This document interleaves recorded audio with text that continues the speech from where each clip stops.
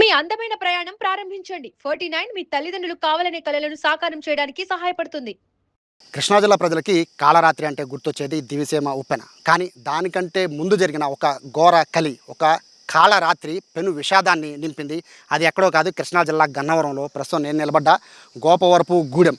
ఇప్పుడు పేరుకి మాత్రం స్వచ్ఛ గోపవరపు గూడెం అని కనబడుతోంది. కానీ 1968వ సంవత్సరం మే 10వ తారీఖు, అంటే సరిగ్గా 58 ఏళ్ల క్రితం జరిగిన ఒక ఘోర అగ్ని ప్రమాదం, అది కూడా పెళ్లి పందిరి తగలబడిన ఘటనలో దాదాపుగా 250 మంది సజీవ దహనం అయిపోయిన అత్యంత ఘోరమైన విషాద ఘటన ఇప్పటికీ కూడా ఈ ఊరి ప్రజలు మర్చిపోలేకపోతున్నారు.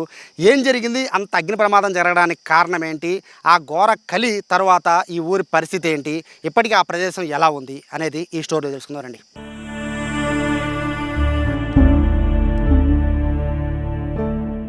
దాంట్లో పోయారు. మేము ఈ కొంపలు కాపాడుకోవడం సరిపోయింది. మా అమ్మ ఆడవాళ్ళు ఆడికి వెళ్ళింది. గోడ దూకి ఎట్ట వచ్చిందో వచ్చింది. మా అమ్మ అక్కడే చచ్చిపోయింది.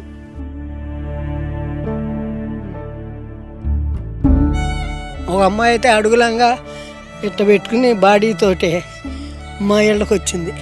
అమ్మాయిని చూసాక నాకు మరీ భయం వేసింది.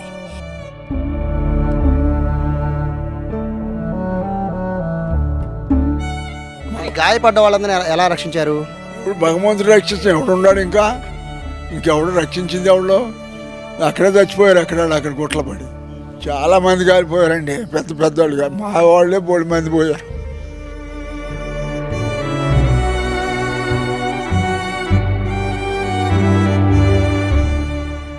ఆనవాళ్ళు ఎలా గుర్తుపెట్టారు? అంటే అందరూ కూడా బాగా ముద్దయిపోయారు, మంటలు కన్నారు. ఎట్లా కనిపెట్టారు అందరినీ? పెద్ద అత్తగారు కోడలు నల్లూరు కృష్ణారావు గారి భార్య అని గొలుసు, ఆ గొలుసు పేరు పెట్టి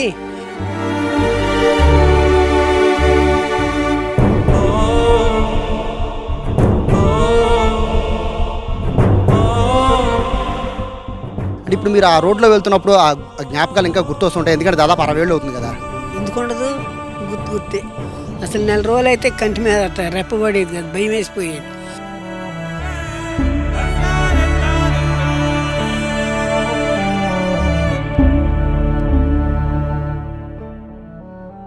ఎక్కడికన్నా వెళ్తే బయట వాళ్ళు ఏమనేవాళ్ళు, బ్యాండ్ మేళా వస్తున్నారంటగా, మా దెయ్యాలు అయ్యారంటగా, మీ ఊళ్ళో మంచిళ్ళు అంటున్నారంటగా అని అంటాం.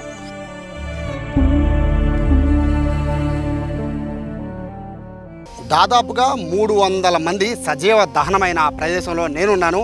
ఈ ప్లేస్లోనే పెళ్ళి చాలా అట్టహాసంగా చేయడానికి పెళ్లి కూతురు తరఫున బంధువులంతా ఏర్పాట్లు చేస్తున్నారు. ఇదే ప్లేస్ చూడడానికి చాలా చిన్న ప్లేస్ అవ్వచ్చు, కాకపోతే 60 ఏళ్ల క్రితం ఈ గోడలు కూడా చాలా కిందకు ఉండేవి.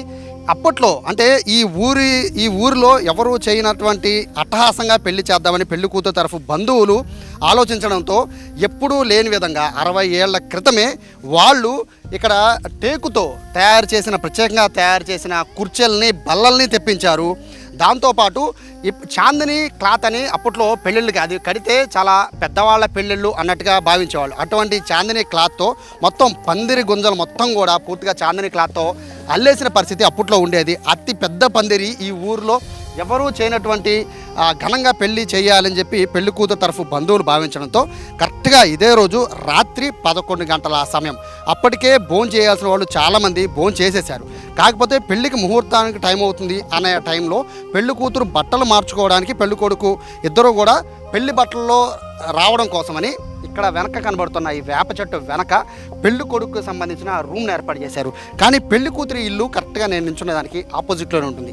సో మనకి ఎదురుగా కనబడుతున్న బిల్డింగ్కి అవతల పెళ్లి కూతురి ఇల్లు. సో పెళ్లి కూతురు బట్టలు మార్చుకోవడానికి అక్కడికి వెళ్ళిపోయింది, పెళ్లి కొడుకు ఇక్కడ బట్టలు మార్చుకుంటున్నారు. అయితే చాలా గ్రాండ్గా చేద్దామని భావించిన నేపథ్యంలో ఇక్కడ మొత్తం కూడా అప్పట్లో కరెంటు ఉండేది కాదు. అప్పట్లో కేవలం పెళ్ళిళ్ళు అంటే కూడా చిన్న చిన్న దీపాలతో చేసేవాళ్ళు. కానీ గ్రాండ్ పెద్ద పెళ్ళి అంటే మాత్రం అది పెట్రోమాక్స్ లైట్లు ఉండేవి అప్పట్లో. అవి చాలా కాస్ట్లీ. అంటే అప్పట్లో పెట్రోమాక్స్ లైట్లతో పెళ్లి చేయడం అంటే అది చాలా పెద్ద పెళ్లి కింద భావించేవాళ్ళు.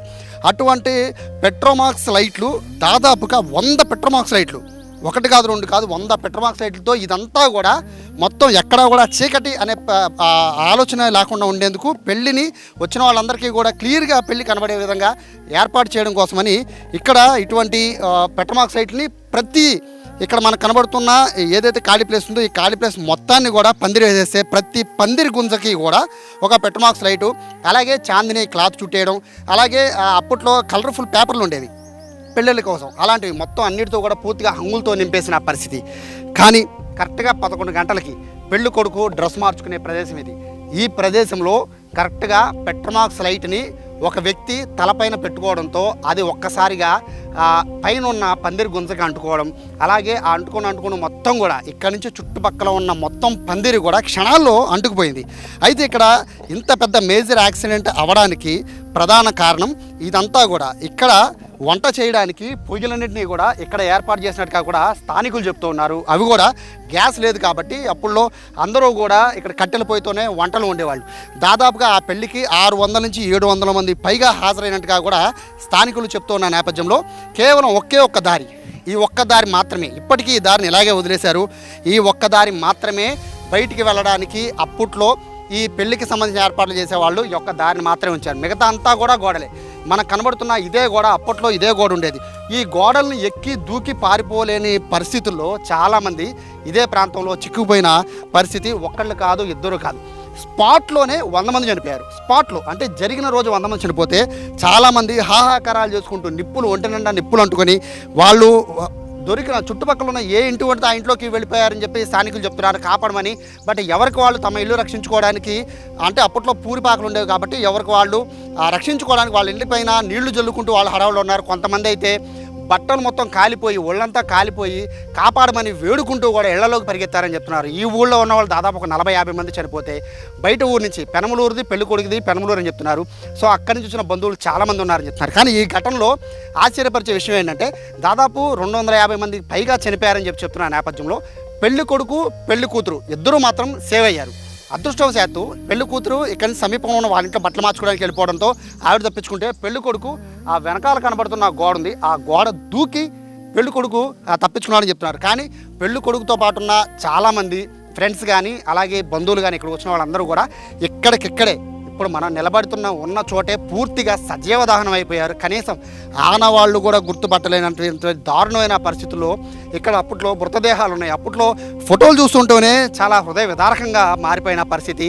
ఇక్కడ జరిగిన ఇన్సిడెంట్ తర్వాత స్థానికులు చాలామంది కుర్రవాళ్ళు అప్పట్లో ఇక్కడ ఎవరైతే గాయాలతో ఉన్నారో వాళ్ళందరినీ ఇక్కడి నుంచి గన్నవరం తీసుకువెళ్ళడానికి వాళ్ళు నరకయాతన అనుభవించారు. వాళ్ళని తీసుకు భుజాల మీద పెట్టుకుని పరిగెత్తిన పరిస్థితి కూడా ఉందని చెప్పి స్థానికులు చెప్తున్న నేపథ్యంలో అత్యంత విషాదకరమైన సంఘటన ఈ ఉమ్మడి కృష్ణాలో జరిగింది. అంటే అది ఒకటి దివిసీమ ఉప్పరైతే, రెండోది ఇప్పుడు మనం నిల్చున్న గోపవరపు గూడెంలో జరిగిన అత్యంత దారుణమైన విషాదకరమైన అగ్ని ప్రమాదం. దాదాపుగా 250 మంది పైగా మరణించడం, ఘటన జరిగిన రోజే 100 మంది, అలాగే హాస్పిటల్లో దాదాపు ఒక 10-15 రోజుల తర్వాత మరొక 100-120 మంది చనిపోవడం. ఇదంతా కూడా ఇప్పటికీ కూడా ఈ గ్రామ ప్రజలు జీర్ణించుకోలేని పరిస్థితి. ఇప్పటికీ కూడా ఖాళీ ప్రదేశాన్ని 60 ఏళ్ళు అవుతున్నా కూడా ఈ ప్లేస్ అంతటి కూడా పూర్తిగా ఇంకా ఎవరు కూడా కొనడానికి కూడా ముందుకు రాలేదు. అంటే ఈ ప్రదేశాన్ని ఎట్లా చూస్తున్నారు ఈ ఊరు వాళ్ళు అర్థం చేసుకోవచ్చు. స్థానికులు కొంతమంది ఉన్నారు, వాళ్ళతో మాట్లాడే ప్రయత్నం చేద్దాం.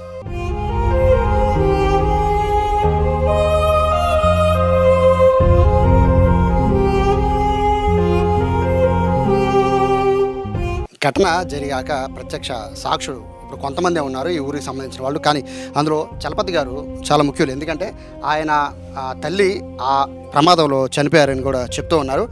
ఏం జరిగిందండి ఆ రోజు? ఆ రోజు ఇంకా జరిగింది ఏముందండి, పెళ్ళి వచ్చింది, వీళ్ళు ఏమన్నా పందిరి తగలడింది, అందరూ భోంచేసాం, భోంచేసి వచ్చాం మేము. ఆ పని జనం చుట్టాల పక్కన వచ్చారు, చుట్టాలు పెద్ద బందోబస్తుగా వచ్చారు, పొరుగురు నుంచి వచ్చిన వాళ్ళు బాగా గొప్ప వాళ్ళు వచ్చారు పెళ్ళిళ్ళు. అది గొప్పదే పెళ్ళి, దాంట్లో పోయారు. మేమేమన్నా ఈ కొంపలు కాపాడుకోవడం సరిపోయింది. మా అమ్మ ఆడవాళ్ళు ఆడికి వెళ్ళింది, గోడ దూకి ఎట్ట వచ్చింది, మా అమ్మ అక్కడే చచ్చిపోయింది. మీ అమ్మగారు పెళ్ళిలో ఉన్నారు, పెళ్లి కాడికి వెళ్ళింది, వచ్చి గోడ దూకి వచ్చింది. ఒకడు చాట అరుగు మీద పడుకుని నీళ్ళు పోసుకుంది,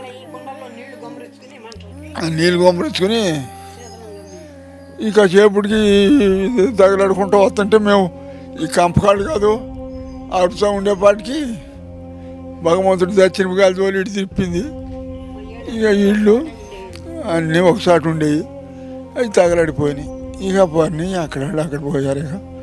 ఇక మరి అంత అంటే ఇంత పెద్ద యాక్సిడెంట్, ఫైర్ యాక్సిడెంట్ అయింది కదండి, అప్పుడు మీరు మీకు వయసు ఎంత ఉండింది అప్పుడు మీకు? అప్పుడు నాకు 47 పైన ఉంటాయండి, 40 ఉంటాయి. అంటే మీరు ఆ టైంలో అంటే మిగతా వాళ్ళని కాపాడే ప్రయత్నం ఏం చేయలేదా? చేయడానికి మాకు ఇళ్ళకాడ చూసుకోవడం సరిపోతుంది, ఇంకా అక్కడికి ఎక్కడ వెళ్ళమండి. మాకు వాళ్ళకి దగ్గరండి. ఇప్పుడు ఆ డాబా అటు ఉన్న డాబా పెళ్లి పందిరిది అయితే ఇదంతా కంపకాళ్ళు. అప్పుడు మా ఇళ్ళకాడ గోడని మేము చదువుకోవడానికే మాకు 100 ఏళ్ళు వచ్చినాయి. అందుట్లో మాకేమో ఇంట్లోనేమన్నా కానీ ఎలవారి ఇంటికాడ ఒకటి పెళ్ళి, వాళ్ళు ఉలలో మిరగాక అట్లా తీసుకొచ్చి నా ఇంటి వేశారు. ఆ తలుపు తీసి వేడి తోయడానికే తోయలేకపోయాను నేను. గాలిదేవుడు సాయం చేశాడు, అటు తిరిగి పోమాటి కానీ 5 దగ్గర పోయాయి. గాయపడ్డ వాళ్ళందరినీ ఎలా రక్షించారు? ఇప్పుడు భగవంతుడు రక్షిస్తాం, ఎవడున్నాడు ఇంకెవడు రక్షించింది ఎవడో? అక్కడే చచ్చిపోయారు, అక్కడ గుట్ల పడి. ఎంతమంది ఉండొచ్చు మీకు తెలిసి చనిపోయిన వాళ్ళు? 100 మంది పైన ఉంటారండి. మా ఊరు పురుషోపట్నం నుంచి పెద్ద ఒక ఆయన వచ్చాడు, గుమ్మడి రంగ గారు అని బాగా గొప్ప ఆయన. ఈ పెళ్లి కొడుకు తాత గొప్పడు సుబ్బయ్య గారు ఏదనేవాళ్ళు. ఆయన వీళ్ళిద్దరు చచ్చిపోతే వాళ్ళిద్దరు తాళ చేతులు దొరికినాయి. ఆనవాళ్ళు శాంతం ఈశాన్య వాళ్ళు కూర్చున్నారు, కుర్చీలు వేసుకుని ఇవన్నీ దగ్గరేసేటప్పుడు శుభ్రం కాలిపోయారు. చాలామంది కాలిపోయారండి, పెద్దవాళ్ళుగా. మా వాళ్ళే 3 మంది పోయారు. అంటే అప్పుడు మీరున్నారా? ప్రత్యక్షంగా మీరున్నారా? పందిట్లోనే ఉన్నాను, పెళ్లి పందిరి దగ్గరలోనే. మా తోటకోళ్ళు, నేను, మా పెనుమంగారు అమ్మాయి, మేమందరం వెళ్ళి దగ్గరే కూర్చున్నాం. ఏమైంది? ఎందుకు అంటుకుంది మంట? ఉత్తరసన్యం వేస్తున్నారు. పెళ్లి కొడుకు అమ్మ బాబు, అది అత్త మామ, ఆ పెళ్లి కొడుకు ఉత్తరసన్యం అయిపోతున్నారు. ఎండిది అయిపోతుంటే ఈ పెప్పర్మెంట్ లైట్లు, అప్పుడు కరెంట్ లేదు, దానికి బాగా పిన్ను కొట్టి సాకల సీతారాముడని అబ్బాయిని ఎత్తిమే పెట్టి దగ్గరికి వెళ్ళి పుటోలు తెస్తున్నారు. ఈ లోపల గప్పుమని ఆ పెప్పర్మెంట్ లైట్ వేసుకుంది. కాగితాల మందిరం అన్నమాట. కోజాలు ఉండే గదికి ఒక గదికి ఒక లైట్ కాడికి పట్ట పొగులు ఉన్నట్టే ఉంది. ఇక అది వేసుకోవటం ఈ పెళ్లి కొడుకు మామ బండి వెంకటేశ్వరరావు గారు నలపటాగా మొదలేశాడు. అలిమవల బాగా వేసుకుని 4 పక్కల లేచింది. అది ఎప్పుడు లేచిందో జనం అరుపులు తగులుకున్నారు. వెళ్తాకేమో కుర్చీలు కదేసి ఉండవు దానికోటి. వెళ్ళిన వరకు వెళ్ళారు, వెళ్ళలేని వాళ్ళు ఒకళ్ళ మీద ఒకళ్ళు పడి అట్ట. నేను ఈ మూల రాళ్ళు ఇంతంత రాళ్ళు ఉంటే ఆ రాళ్ళు బాగుతుంటే ఒక అబ్బాయి గోడ మీద కూకుని ఉన్నాడు తెల్లగుడ్డలో. ఇదేమి ఇల్లు, ఇళ్ళలో లేని ఇల్లు. అమ్మో ముళ్ళు అంటాడు నన్ను. ముళ్ళు ఏంటి అనకు మాల మంట మండి వచ్చేస్తంటే అని పాక్కుంటా గోడ పైకి వెళ్ళా. దడా దూడుకు గడుపుని చీర కట్టుకెళ్ళి చీర కాళ్ళల్లో పడి చీర కూడా మిగిలింది. గోడ ఎక్కి బాగా ఆ పెళ్ళికి పెంచారు చుట్టూ గోడ కూడా. అది వరకు అంత ఎత్తులేదు, బాగా 2 మీటర్లే ఉందో 2 మీటర్ల పైన ఉంది. ఇప్పుడు చూసినట్టుగా ఉంటుంది. ఆ గోడ నుంచి అటు సాకలాడేపు దూకేసా. ఎంతమంది చనిపోయి ఉండొచ్చు? ఎంతమంది ఉంటారో కానీ అంత ఆరా లేదండి. మేము ఇక దిగొచ్చి చూడటానికి కూడా భయం పుట్టిపోయేది. మీ అత్తగారు ఉన్నారని చెప్తున్నారు కదండి, అంటే మీరు రక్షించే ప్రయత్నం ఏం చేయలేదండి అప్పుడు? బయటకే దూకొచ్చింది. కాకపోతే పొరుగురాళ్ళు పేర్లు పెట్టి ఏమయ్యావు పాప, ఏమయ్యావమ్మా, అది అని ఇదని మా లోపలేంటి చుట్టూ అరుచుకుంటా తిరిగిన వాళ్ళు ఉన్నారు. అట్ట ఒక అమ్మాయి అయితే అడుగులంగా ఇట్ట పెట్టుకుని బాడీతోటే మా ఇళ్ళకి వచ్చింది. అమ్మాయిని చూసాక నాకు మరీ భయం వేసింది. పొరుగురు అమ్మాయి ఎవరన్నా కానీ అట్ట అమ్మాయి తోట పిల్లలు వెళ్ళిపోయిందన్నారు ఆ కంగారు మీద. అట్ట కానీ జనం తొడుగులే పడి చచ్చిపోయారని గీ పెట్టారండి. అరుపులైతే అనిపడినాయి. ఇక భయం పుట్టి మేము వెళ్ళలేక. మరి ఆనవాళ్ళు ఎలా గుర్తుపెట్టారు? అంటే అందరూ కూడా బాగా ముద్ద అయిపోయారు, మంటలకి అన్నారు, ఎట్లా కనిపెట్టారు అందరినీ? పెద్ద అత్తగారు కోడలు నల్లూరు కృష్ణారావు గారి భార్య అని గొలుసు, ఆ గొలుసు పేరు పెట్టి నల్లూరు బాబురావు అని ఉన్నాడు ఇప్పుడు కూడా. ఆయన గారు ఆ గొలుసు ఆనమాలు బట్టి కాలిపోయారు. అందులో మేనత్త మేనగోళ్ళు ఆ గొలుసుని బట్టి వాళ్ళు గొలుసు తెచ్చుకున్నారు. పెళ్లి కొడుకు పెళ్లి కూతురు వాళ్ళు ఉన్నారు. పెళ్లి కూతురు చీర కట్టుకుంటాకి వెళ్ళింది, తలంబ్రాల చీర. అయితే పెళ్లి కూతురికి వీళ్ళు అనుకోవటం తర్వాత విన్నాం, వడ్లాడం పెట్టిందంట. ఆ పిల్ల కొంచెం బక్కగా ఉండేది పెళ్లి కూతురు. నాకు గుచ్చుకుంటుందని వడ్లాడం వద్దందన్నారు. తీసి ఎవరో చేతికి తగిలించుకుని చీర కడతానే ఉండాలని ఈ లోపల పెట్టేలు మన పందిరి మంటలో లేచినాయి అంట. ఇక పెళ్లి కొడుకు మరి పెద్ద బ్యాండ్ ఉండేదండి, పుల్ బ్యాండ్, అది వేసుకుని కొంతమంది గోడ మీదగా దూకి వెళ్ళిపోయారు. ఈ దారిలో పట్టిన వరకు కొంతమంది వెళ్ళారు. కడమాళ్ళు అట్ట ఒకళ్ళ మీద ఒకళ్ళు గుట్టలల్లే పడి చచ్చిపోయారని చెప్పుకున్నారు. దారి ఏం లేదండి బయటికి రావడానికి అప్పట్లో. ఒకటే గేటు, ఇప్పుడు అట్టా గేటు ఒకటే. ఇప్పుడు మీరు వెళ్ళి చూసినా కనపడుతుంది, ఈ దొడ్డి అట్టాగే ఉంది. ఎందుకని అంటే ఎన్నాళ్ళు బట్టి 60 ఏళ్ళు అవుతుంది, ఇంకా దాన్ని ఎందుకు అలా వదిలేశారు? కొన్ని మధ్య అమ్మితే ఎవరో కొని వదిలేశారని నేనే అంటున్నాడు, నాకు తెలీదు. భయాలేసి వాళ్ళు చాలా చేయించుకుంటున్నారు, కానీ అదొక భయం. ఇప్పుడు ఈ ఊరు వాళ్ళు ఎంతమంది ఉంటారండి చనిపోయిన వాళ్ళు? ఎందుకుండ్రు ఉంటారు, ఒక 20 మంది ఉండారు, 50 మంది ఉండారు. పెళ్లి చూస్తా కానీ వచ్చిన వాళ్ళు. చనిపోయిన వాళ్ళే 300 దాకా ఉన్నారంటున్నారు కదండి, అంటే వాళ్ళంతా ఎక్కడి నుంచి వచ్చిన వాళ్ళు? పెళ్ళికి వచ్చినారు. మరి పెనమనూరు పెళ్లి కొడుకుది, మరి ఎక్కడెక్కడి నుంచి వచ్చారు? గొల్లంపల్లి నుంచి వచ్చారన్నారు, బాలాంధ్రుడి నుంచి వచ్చారు, అట్ట చుట్టుపక్కల కాలువ కింద నుంచి ఎంతమంది వచ్చారో మన వివరాలు అయితే మనకు తెలియదు. ఇప్పుడు మీరు అటు వెళ్తూ ఉంటారు కదండి, ఇప్పుడు మీ సొంత ఊరు, అట్లా వెళ్తూ ఉంటారు అంటే ఆ ఘటన జరిగాక మీరు షాక్లో ఉండుంటారు కదా, అంటే ఇప్పుడు మీరు ఆ రోడ్లో వెళ్తున్నప్పుడు ఆ జ్ఞాపకాలు ఇంకా గుర్తు వస్తుంటాయి, ఎందుకంటే దాదాపు 60 ఏళ్ళు అవుతుంది కదా. ఎందుకుండదు, గుర్తే. అసలు 4 రోజులు అయితే కంటి మీద అట్ట రెప్పబడేది కదా, భయం వేసిపోయేది. ఎక్కడికన్నా వెళ్తే బయట వాళ్ళు ఏమనేవాళ్ళు, బ్యాండ్ మేళా వస్తున్నారంటగా, మరి దయ్యాలు అయ్యారంటగా మీ ఊళ్ళో, మంచిళ్ళు అంటున్నారంటగా అని అంటాం. అసలు గోపాలగూడెం పెళ్లి పందిరి పోయిందంటే చాలు ప్రతి వాళ్ళు ఏంటమ్మా అసలు ఎట్ట పోయింది, ఎట్ట జరిగిందంతా నుంచుని అడిగేవాళ్ళు అండి. ఏంటో పాటలు కూడా పాడుతుంటే గవర్నమెంట్ హ్యాండ్ ఓవర్ చేసుకుని అట్ట పాడతాకి వెళ్ళలేదు, వాళ్ళు ఎంతో ఇబ్బందులు పాలయ్యి చచ్చిపోయారు, వాళ్ళని అట్ట పాటలు పాడతాకి వెళ్ళలేదని, ఏంటో వాయుదేవుడు కన్ను గెలిపాడని, గాలి దేవుడు పిలిచాడని ఏంటో పాటలు కూడా పాడారంట ఈ పెళ్లి పందిరి మీద. గవర్నమెంట్ పట్టించుకుని అట్ట పాడతాకి వెళ్ళలేదు, వాళ్ళు ఎన్నో బాధలు పడి పోయారని ఆఫ్ చేశారని చెప్పుకున్నారు.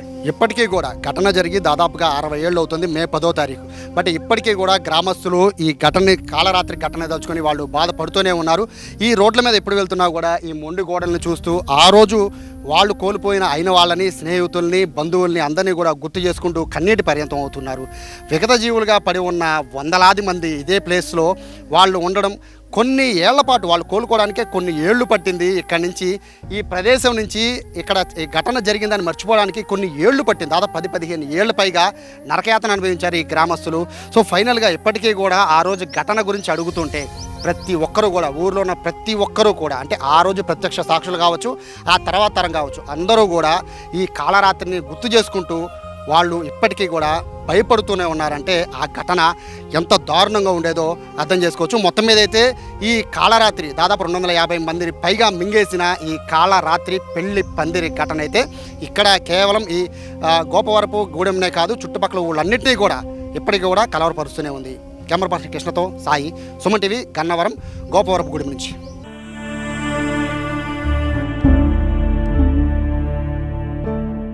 దాంట్లో పోయారు, మేమేమన్నా ఈ కొంపలు కాపాడుకోవటం సరిపోయింది. మా అమ్మ ఆడవాళ్ళు ఆడికి వెళ్ళింది, గోడ దూకి ఎట్ట వచ్చిందో వచ్చింది, మా అమ్మ అక్కడే చచ్చిపోయింది.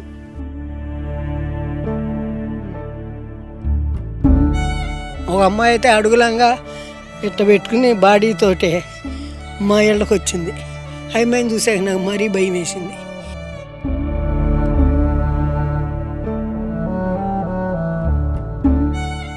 గాయపడ్డ వాళ్ళందరినీ ఎలా రక్షించారు? ఇప్పుడు భగవంతుడు రక్షించిన ఎవడున్నాడు, ఇంకెవడు రక్షించింది ఎవడో, అక్కడే చచ్చిపోయారు. అక్కడ గుట్ల పడి చాలామంది కాలిపోయారండి, పెద్దవాళ్ళుగా. మా వాళ్ళే 3 మంది పోయారు.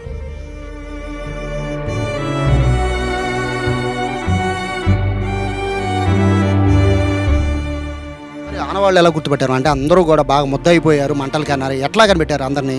పెద్ద అత్తగారు కోడలు నల్లూరు కృష్ణారావు గారి భార్య అని గొలుసు, ఆ గొలుసు పేరు పెట్టి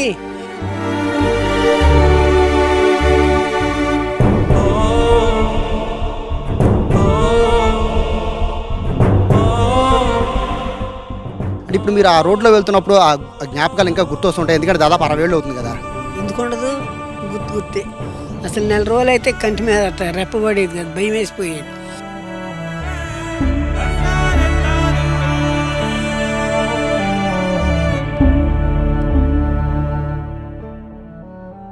ఎక్కడికన్నా వెళ్తే బయట వాళ్ళు ఏమనేవాళ్ళు, బ్యాండ్ మేళా వస్తున్నారంటగా, మరి దయ్యాలు అయ్యారంటగా మీ ఊళ్ళో, మంచిళ్ళు అంటున్నారంటగా అని అంటాం.